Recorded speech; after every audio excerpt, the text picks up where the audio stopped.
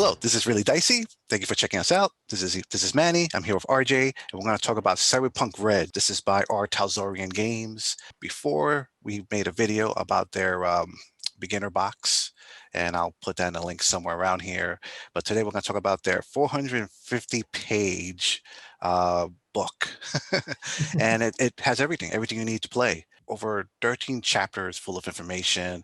3 of it's about character creation. It's very beginner friendly. It has sections where it assumes that if you're not too sure what cyberpunk is, it gives you some explanations. At least 2 chapters on skills and combat, 3 chapters on world building, 1 on net running, which we'll talk about, 1 chapter about the economy and equipment, and a section at the end for game masters about how to run this game, and some adventure seeds here and there. So we'll try to summarize this. I mean, we could go over an hour of discussing this about everything about the book, because there's a lot of information in here. So yes, let's talk about character creation first. RJ, what are your thoughts?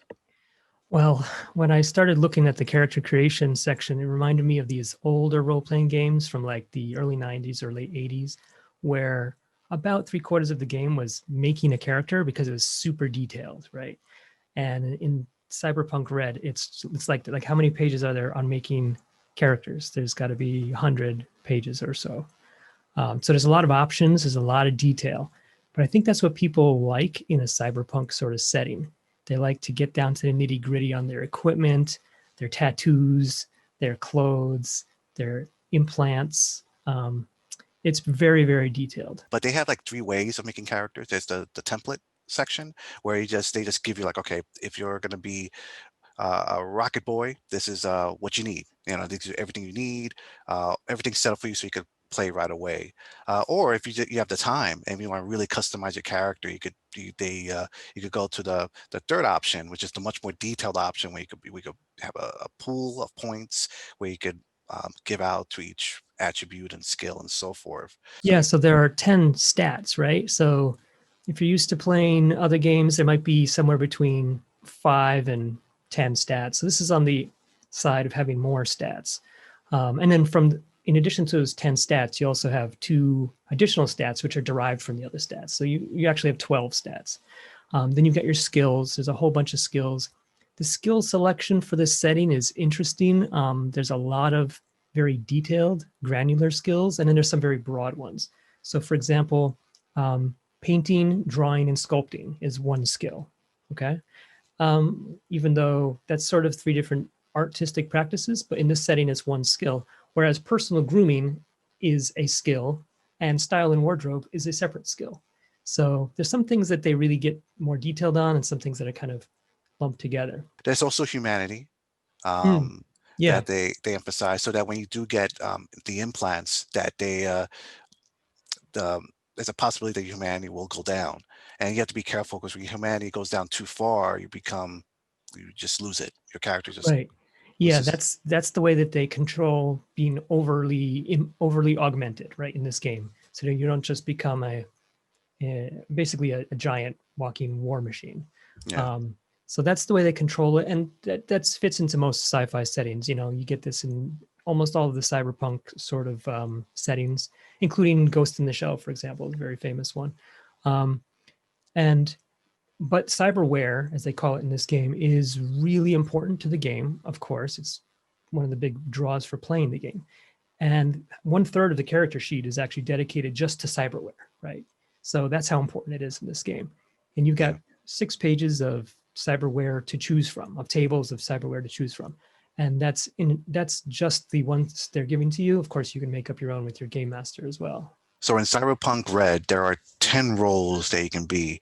You can be rocket boys, solos, netrunners, techs, which you can fix or upgrade something on, physically, med techs, media, execs, lawmen, fixers, who are pretty much your connection to the world and the underworld, I guess you could say, which is very interesting, and nomads.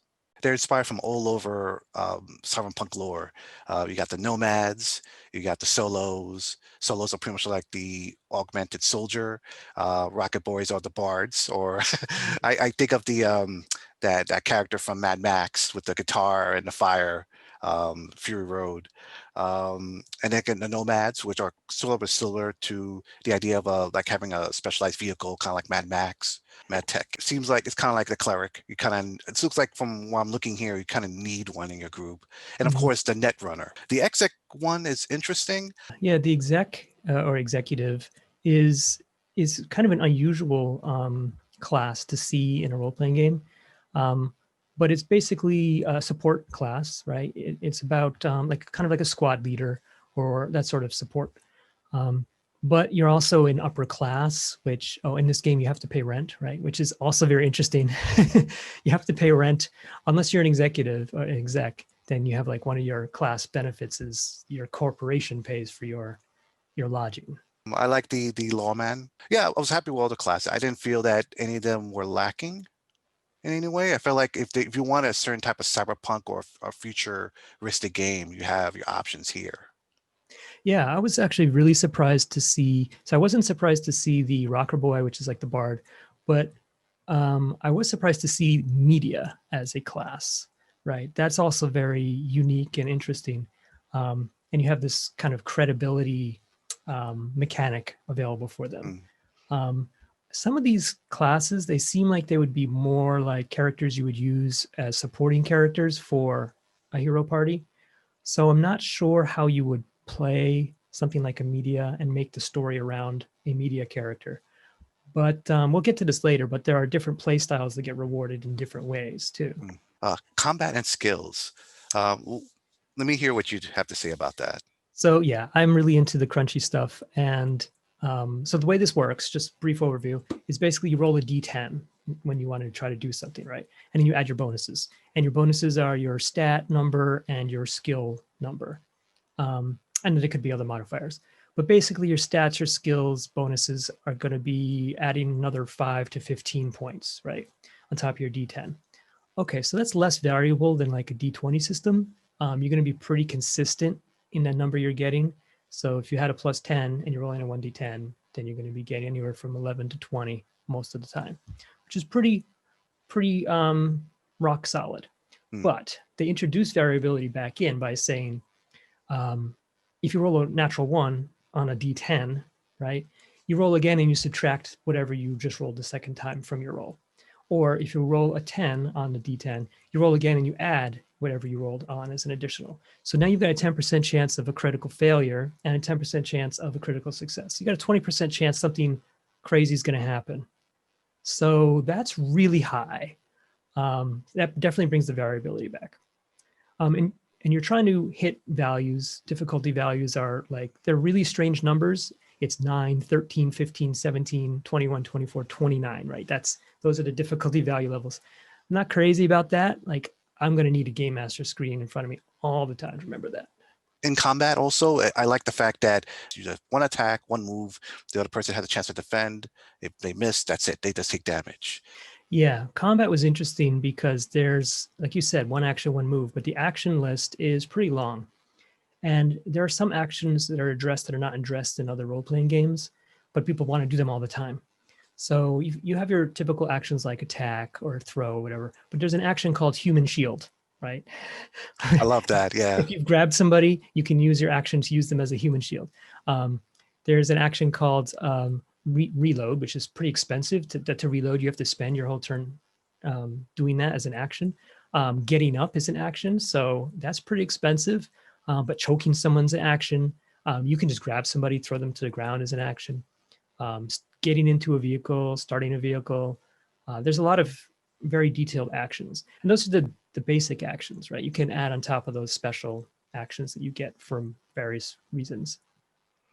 I do like the opposed rolls that you mentioned. Like, I'm not a big fan of, like, for example, the D20 system where the attacker rolls and the defender just kind of hopes their AC is high enough and maybe they can apply a reaction or something. But I love those systems where the defender gets to roll something, right? They feel like they're taking some action to avoid the attack instead of sort of just standing there. So I'm a big fan of that. Yeah, But it forces you to keep in mind what your character is doing and how they want to react to certain things as well. yeah, but it's interesting to note that for firearm attacks, you only get to roll to evade firearm attacks if your reflexes stat is high enough. Otherwise, it's just sort of a ranged and cover difficulty value. Yeah, and it's very specific about like it gives you like charts for range for your weapons. So, like you mentioned, like you have to hit a certain number. Cover is important too, and Mm, I love that they had like a chart for all sorts of things you can cover from, how much damage you can take before it's no longer applicable, which is great. And it tells you straight out like, all right, cover is cover. It can see you in any way and then shoot at you. It's not cover. And right. I'm glad it explains that, because some systems it will talk about 1/4 cover, 1/2 cover, and that's just so much more math you want to deal with at the moment. Yeah, and same thing with called shots or aim shots, they call them in the system. Everybody wants to do called shots, right? And not every system supports it. And there's nothing worse as a game master than having to tell your player, well, you can't really do a called shot in this system, right? In this system, you can, right? You can aim for a head, leg, or a held item, and there's various effects. And when you get to the martial arts, too, there's additional combination mechanics you can use, and they also have targeting and effects, which are actually quite interesting. I like the martial arts, although it is interesting that there's only 4 martial arts, and they're Aikido, Karate, Judo, and Taekwondo. Mhm. So if you have an affinity for a different martial art that's not in that list, I guess you try to find the closest one to that style. There's a critical injury table. This reminds me of Ironclad Enterprises Middle Earth from the Mm. 80s, right? Middle Earth role playing. One of the biggest draws to that, at least for me and my friends, was critical injuries and critical fumbles. And that happens when you roll 2 6s or 2 or more 6s for damage. When you're rolling damage, you're rolling d6s. So those things can um, they can inflict wounds, just like hit point loss. And then when you have wound effects, that it really makes it difficult for your character to continue in the fight. What's also interesting is that vehicle combat has its own special section. So if you're really into that vehicle combat Mad Max style stuff, it's there. All the vehicles have maneuvers that you can do too when you're piloting the vehicle. And there's rules for like aiming at vehicles' weak points and stuff like that as well. So RJ, what do you think about the face down rules? So face down is really interesting. It's basically just an overview. It's when you have 2 people who are sort of staring each other down, trying to battle their wills against each other. And there's crunchy outcome consequences for this, right? So if you win the battle of wills, then the loser has to either back down from the confrontation entirely, or anything that they do against that opponent, they have a penalty of doing until they've defeated them at least once. Which is great. I like that sort of thing. It's better than sort of the game master coming up with off the cuff intimidation rules, right? And I also liked another mechanic that I really enjoyed is the reputation mechanic, which is making crunchy what's usually a narration, right? So now the player has it on their character sheet and they know what their reputation is and can use it almost like any other ability to see if they're well known or infamous when meeting new characters. Normally, a game master would just sort of say, yeah, they know you, or yeah, they don't know you. But this gives the player the power. Let's talk a little bit about the equipment section. I Mhm. really like that before they talk about that, they talk about the economy and how hard or easy it is to get certain things, how and just kind of like more of the world building. This gives me it gives me tools so that, because you're going to have certain players that are going to want certain things, certain weapons or certain items, and I'm glad that the game sets up for you the options so that you can use it in a way that makes the world make sense, or at least it makes sense to you, like, where to find certain items, certain weapons. Yeah, and then once you get to that list of equipment and items, it's pretty exhaustive. There are pages and pages of equipment to buy and use, including street drugs and medical supplies, prosthetics. There's even a section on doing cosmetic surgery. Um, Mm. there's so much that's covered. Hope you like tables because this book is full of tables. It is. Oh, I mean, I'm jumping ahead a little bit here also, or jumping back. The trauma section in the book Mm, about, which is pretty much what, like 20, 30 pages about healing. That that's a lot. But it again, if you want to be realistic, that's what it explains about like how long it takes to heal from being shot, from being close to death, and who can heal you, how can you be healed, and how does hospitals and all that facilities work in this world. yeah. um And not just like hospitals, but even like drug therapy, for example. Um, yeah, cyber psychoses, mental health. Um, yeah, it's quite detailed. On the topic of trauma, there's also this interesting trauma team, right?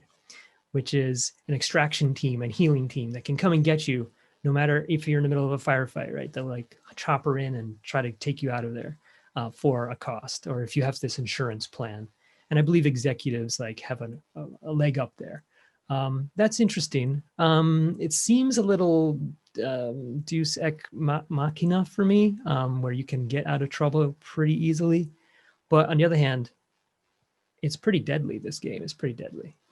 let's talk about net running. Every cyberpunk fiction or movie that I've seen deals with the internet or something like it in some way. The way it works is very similar to your combat and skill section, um, but it's almost like a game within the game. Yeah. So you have to understand about like what are demons are in this Mhm. system, and like, well, how does that work? Yeah, I agree with you. There's so many abstract concepts which are that only exist in the net world in this game, and you have to learn what they all are. Concepts like what's an architecture in the context of this game, what's derezzing, what's jacking in and jacking out, interface abilities, programs, viruses, black ice. Most of us have heard of black ice. What does zap mean in this context? Demon, like you mentioned, control nodes. There's so many concepts that you have to absorb, and your players also have to understand as well in order to, at least the ones playing the net runners have to understand, right? Hmm. But they provide a list of very specific actions that you can take in the net, which is very helpful. Um, Combat, like you said, is opposed roles, just like it is in the regular combat section. So combat in the net is very much the same. You can treat programs like equipment. So your net runners get programs, which is just like equipment. They give you bonuses to doing certain things. Um, and then for enemies inside the net, you've got tables full of black ice varieties, demon varieties. And what I liked especially was that there's a game master guide on how to build an architecture for your net runners to go into and explain how it should be set up. And there are some tables for randomly generating them as well, Okay, of if I course. may ask, I know you've delved a little bit into programming. Uh, would you say that this section felt realistic in a sense? Yeah, I think so. I mean, in the context of cyberpunkery, absolutely. Yeah, I think it does the job, and the history gives there a reason to be like, why do you have to be physically close to a place that you can jack in or out of a certain net? In the age of the internet, we just assume everything can be hacked from across the world, but in this world, it's not the case, right? And there's history behind why that's the case. My only concern about this section really is that game masters have to be very careful that they understand this section and feel comfortable using it, because I could see a scenario where, all right, like there's four characters, one is jacking in, they're being shot at, so the other three are kind of holding it. So you're doing um, the action rolls for that, but then the action rolls for the netrunner is different. There's more options that they can do. So you got game masters to be careful to kind of multitask that and know the system well enough so that the game is not slowed down trying to figure out what a netrunner can do, and then while the other characters are doing as well. Yeah, I was concerned about that too because you basically have like a sub game going on. But what I do like is that they connect the virtual and physical worlds with the control nodes that control physical things. So if there are automated defenses in play, then the physical team, the team in the meat space, is interacting with these automatic cannons or security bots or whatever, And the netrunner is also interfacing with how to get control of those things, or maybe even using those things against other physical enemies. So it really connects the two worlds together. I think that's what makes it work. If it was mostly hacking separate from physical interaction, I think that's pretty challenging to keep everybody sort of involved in the action. Let's talk about the world building a little bit. Again, there's like 3 chapters dedicated to it. Although to be fair, it seems like every section contributes to world building. Mhm. But there is a one main section that talks about the timeline. This is sort of an alternate Earth, but it's familiar enough so that you understand what's going on, and how it leads up to this timeline. The other chapter deals with what's going on with the world. So if you're curious to know what's going on from China to Africa, there's information there. And then the last chapter of world building was about Night City, about what happened after the nuke went off 20 years later, I believe, afterwards, how the city's rebuilding, how the city is functioning after all that, who's in charge. It's a long and detailed section on Night City. It's a lot to digest, but there are maps, and it's a great setting if you need a setting for your cyberpunk story. The authors don't assume that you're going to use their setting. They also keep the door open to having your own cyberpunk setting, but I like that they provide a setting that's fleshed out. So if you want to use it, you can. It's very useful for giving you things like notable persons, corporations, political entities to use. But there's also a lot of history there that characters in the game would know and understand. But good luck getting your players to read this before playing this game, right? There's a Mm. lot. The game mastery section, what did you think of that? I really like when games give this section that give you a sort of a how-to game master. Even for experienced game masters, it's interesting to read about, first of all, how to use this particular sort of story setting and how to tell stories in this sort of genre. So, for example, if you're running a horror game, you're going to need to know some different things than you run for running an action game, right? And I really appreciate this section. It's got some good advice on how to run Cyberpunk and some corny advice. I'm just going to call out a couple things like the light, playful suggestion that you put in blue light bulbs in your room and have everybody wear leather and sunglasses while you play. Okay, maybe that's not for me. That might be for your group. But what I did find really useful is the primer on story structure and the beat chart. It's pretty detailed, and there's a lot of information there that's useful for not just for this game, but for any game. The thing is that for me, the GM is only one of the storytellers involved, right? The players are storytellers also. So sort of giving this as a GM, you're responsible for the story beats for this whole thing. But this is another topic entirely, but it's useful for the GM. It would be great if players also knew this information and sort of used it in their playing.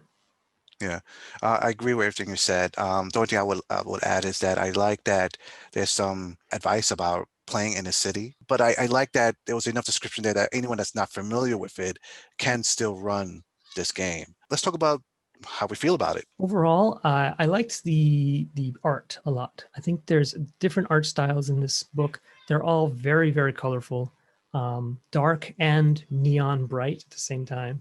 Um, Very inspiring. There's a lot of art. So I do like that part about the book. Like I mentioned before, hope you like tables. This book is probably 50% tables, which is useful to a point. There comes a point where there's so many tables you might have a hard time remembering where they all are. So use bookmarks. I think honestly, I think there's a lot of rules that you need to learn in order to play this game. And if you're just going to play this game for a few sessions, it seems to be a bit more rules to learn than might be worth it for most people. If, however, you're really into this thing and you want you want to run a game like this for more than a few sessions, then you've got everything you need right here. I feel the same way, and I agree with you what you said before that this game does need a game master screen of some sort, but there is a lot of charts there, and finding out the difficult modifiers and numbers for certain things is just too much to go back and forth to look for. That would slow me down, I would think, if I was playing this game. Um, but overall, the book, I do like it. I think it's a very good, well explained cyberpunk game. You know, it has great world building. There's so much you could sit back and read about. I think it prepares enough information for players and game masters to run a really good and and and a game that feels like cyberpunk. You know, like tons of equipment. We didn't even get to talk about like all the special things each class has, and how it helps out with combat and role playing. I mean, this book has a lot of information. Overall, I mean, for me, I do like crunchy stuff a little bit. I still have my old Palladium books, and Call of Cthulhu also is very crunchy at times, and I don't mind playing those. So this fits very well with my collection. Overall, I think this is a spectacular cyberpunk RPG. Yeah, I think the book is pretty unique when it comes to role playing games. If you're going to run any sort of net running sort of game, I think this is a good one to pick. The system for net running is good. It's got lots of capabilities for vehicle combat, for investigation style games. It's got classes that support that sort of thing. So there's a lot of possibilities, but with all those possibilities comes a lot of complexity. So um, I think it's a difficult game to master.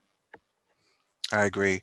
And I also agree what you said about the investigation side of it. It doesn't feel like this is a hack and slash game, not whatsoever. This is a game where you want yourself and your players to be immersed into the world of cyberpunk. Um, Again, this is a spectacular RPG.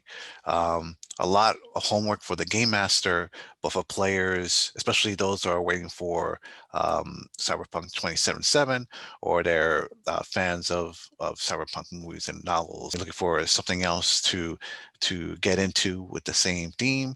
This game is the perfect fit. Everyone, thank you for checking out this episode of Really Dicey. Let us know what you think in the comments below. If you've read the book, did you like it? Did you not like it? And why? So everyone out there, stay safe and Stay safe and virus free. that's perfect. Everyone out there, take care. Bye-bye.